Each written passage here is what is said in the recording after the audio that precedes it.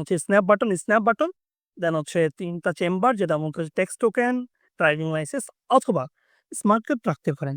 দেখুন ফায়ার ওকে। ভিতরটা দেখিয়ে দিচ্ছি আপনাদেরকে। সেম দেখুন। এই ওয়ালেটটা মূলত তাদের জন্য মেকিং করা হয়েছে যারা কিনা ক্যাশ এবং হচ্ছে ড্রাইভিং লাইসেন্স অথবা টেক্সট টোকেন জিনিসগুলো একই সাথে ক্যারি করতে চায়। তাদের জন্য এইখানে ৩ টা করে ৬ টা কার্ড স্লট ব্যবহার করা হয়েছে। দেখুন কত বড় একটা স্পেস দেওয়া হয়েছে ক্যাশ রাখার জন্য এবং এখানে জিপার দিয়ে চেম্বার ইউজ করা হয়েছে দেখুন। এবং প্রিমিয়াম একটা জিপার দেওয়া হয়েছে এখানে।